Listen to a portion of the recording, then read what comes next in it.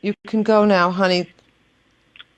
This is Jerry DeLamas. I'm at Pahrump detention facility, one of the political prisoners with actually Ryan and Ammon Bundy and Ricky Loveland and Pete Santilli. This afternoon is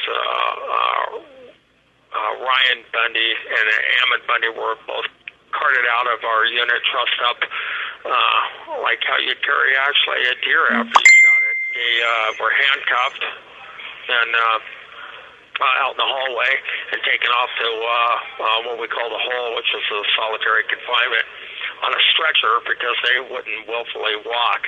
And the whole incident came from an issue in the law library where one of the employees of the of CCA, the private prison that's keeping us here, has been treating them unfairly and accusing them of things that they didn't do, and it's actually of a racial nature.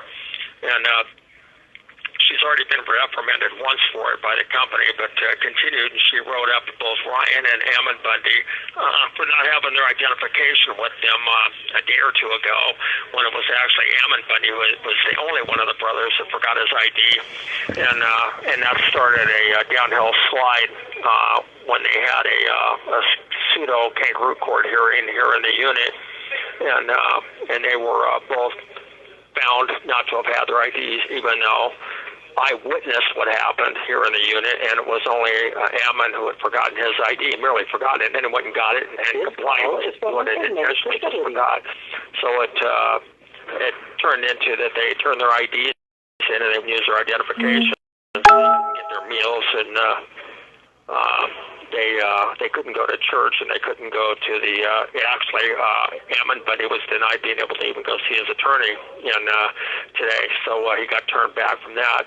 And when they questioned that, they were ordered to go to their bed, and they wanted some recourse. The U.S. Marshal hasn't been in this unit in about 2 months. He's supposed to be in once a week, and it just escalated from there, where they passively resisted going to their bunk and wanted to explain the problem, and they ended up getting hauled out one at a time. Ryan first, he wouldn't go, so they had to drag him out as he laid down on the ground and handcuff him, put him on a stretcher.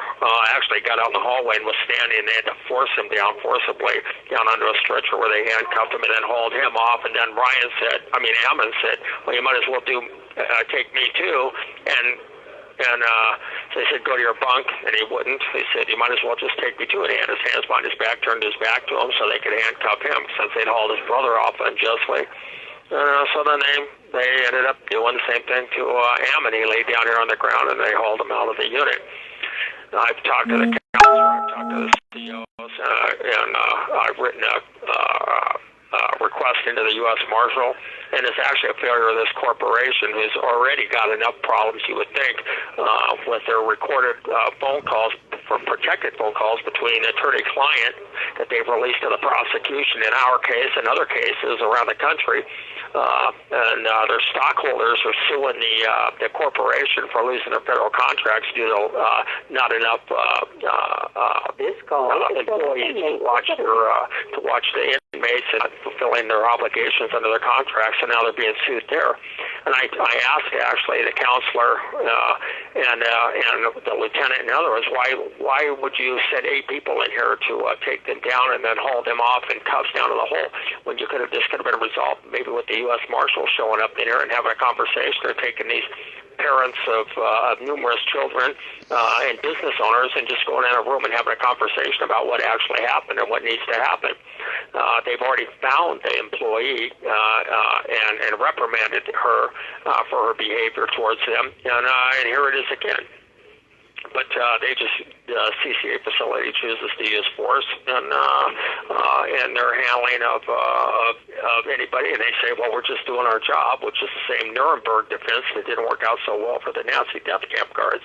Not that all these guards in here are bad, because we've got some in here who are great, and I have a great amount of respect for, but there are those, in fact, that just want to deal by force. And it's wrong. They haven't been found guilty of anything. They have rights under the Constitution, rights as human beings, and they should be afforded those rights and respected. So that's what's happened. Ammon and Ryan are in the hole. I don't know how long they'll be there. They've rolled up all of their stuff and taken it, which means they're the little bits of things we get to have in a plastic tub under our beds and our blanket and sheets. So I don't know if they're going to be in there a day or two or what's going to happen with it, but I have put in formal requests to the counselor and also to the U.S. Marshals to help resolve this situation. I told them exactly what's happened as a witness to it and how it should have been handled. And it was just mishandled by that. So anyway, this is Jerry DeLemus live calling from. I don't know if we're live now. Yeah, we're live. Okay. So Jerry's telling what has happened just a few minutes ago, or maybe an hour ago, that Ammon and Ryan both have been taken to the hole. There's been just very peaceful protest going on in there, and it's also to do with IDs and things like that. And the prison has decided to take those boys by force and put them in the hole, and that's what we're recording right now. Jerry wanted to get the news out to you. There's in particular a woman who runs the law library of all things, and she has been actually racist, and she has been actually giving the men a very hard time about going to or being in the law library, and it stems from a video or clips of a video where Cliven was misquoted, so to say. And so she's the retribution by this particular woman who runs the law library at the prison is she's taken it upon herself to punish Ryan and Ammon and the other political prisoners who are at this time not guilty and should be innocent until proven guilty, but that's just not how it goes in the USSA. Yeah, and it's a total railroad. They can't even call their lawyers. Their lawyers from an inmate facility. At this juncture, they can't even call their lawyers. So their lawyers don't even know what's going on. So if any of you people have pull with the Bundys, let them know what's happening. Call them up and tell them to call their lawyers, because this is Ammon and their congressman. Ryan and Ammon have been taken and brought on stretchers. They weren't injured, but they passively refused to go. So they were put on the floor, handcuffed, and put on stretchers and taken to the hole. And that's what's happening right now. Do you want to say anything else, honey? I would just say, though, oddly enough, we were fasting today, and I would just say to pray for them as well. And but if CCA here in Pahrump, Nevada, probably needs to hear your calls because they're just not doing their job. This is an administrative mistake and a failure on the part of those in charge to do their job. And but yet they don't adhere to the rules that they set forth that they're supposed to adhere to, and they change the rules willy-nilly on us here. And that's not all of them, but a number of those who oversee us are captors. So, pray for Ammon and Ryan, but just put the word out there. And I watched the whole thing, and I got to tell you, it took all I had not to join them. Yeah. Terrible.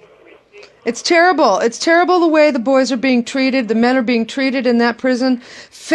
They're fed meals. One meal was given to them and it was sloppy, no utensils. So they had the choice of either eating with their hands or eating out of their plates with their faces like animals. They are not treated well in there, and it's as far as I'm concerned, it's abusive. I mean, Jerry's been very good about not being too vocal about it, but I mean, this is just beyond the pale. And the way these people are being treated, it's worse than animals. Well, they've both been written written up for things that they didn't do, Ryan and Ammon, that I know that they did not do, and it was a mistake. And rather than it was a mistake, they just asked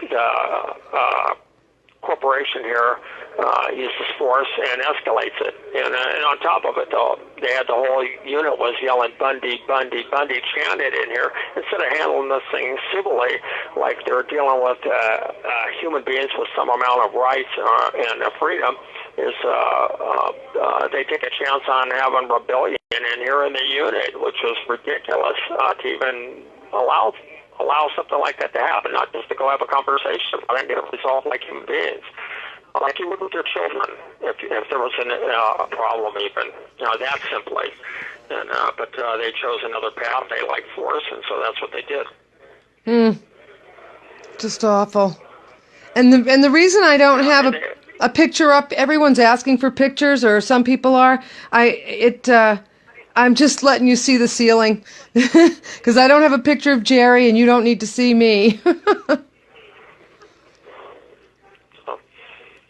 All right, well, pray for Ammon and Ryan, and that I don't suffer any retribution for even exposing this, but it needs to be told. And that's actually why I didn't get involved in it, is I wanted to make sure that the story got out.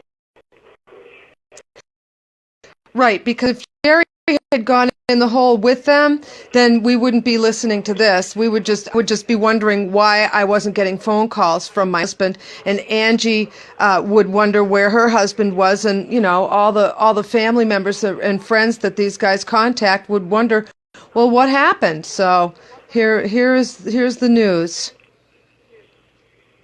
It's awful. And the U.S. Marshals, to repeat this too, the U.S. Marshals are responsible to be in that prison and act as an advocate weekly. And Jerry says he has not seen a U.S. Marshal in the prison for 2 months or longer. In my unit. In his unit. I was told they get really busy in the holiday and they don't come around much. Yeah. It's crap. That's what one of the CEOs told me. I'm sure they still get paid. I'm sure they still get paid. I agree. Just to add to it. Okay. Jerry's time's going to be up, so I'm just going to tell him I love him, and that we'll talk a little later.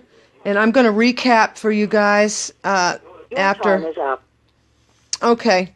So the recap on this, Jerry's very upset, and I'm always upset when this kind of stuff happens, because you wouldn't believe some of the stuff that happens, and he tells me, and then I don't know whether I should share it or not, because we don't want retribution, and they're just awful.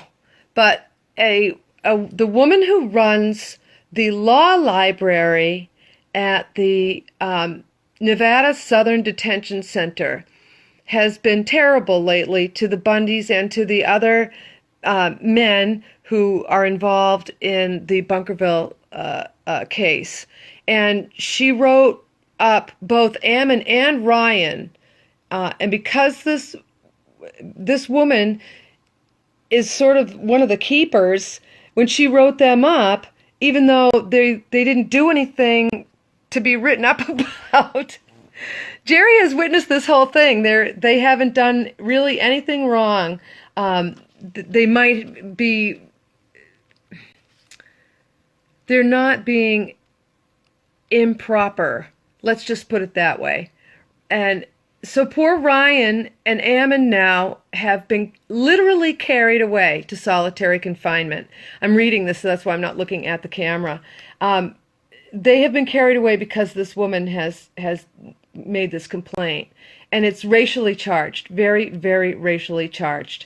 And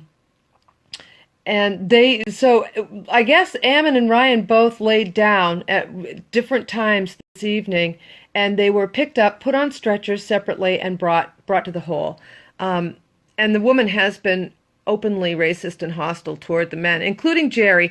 Not so much with him, because he gets along with everybody, but she's not been pleasant to any of them. and so they have not, neither Ammon nor Ryan have violated any rules. And then the other thing is that the U.S. Marshals are supposed to be in that prison as an advocate at least once a week. And Jerry says in their unit he has not seen a U.S. Marshal for 2 months or more. So I don't know. You know, no innocent until proven guilty in this situation. These men are being treated as though they've been already found guilty, already sentenced, and are not being treated well at all. So if you could just get this out to Ryan and Ammon's families, wives, let them know that their men are in solitary, and Jerry is hoping they're not there for very long, but we don't know, how long they may be in there. So it's just not easy, folks. It's really not, when you're actually the spouse of these guys who are living in a place that you wouldn't want to send your worst enemy. So anyway, I'm going to sign off because Jerry's done telling you the story.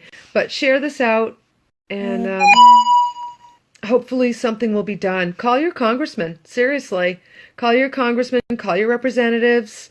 Call the prison, CCA.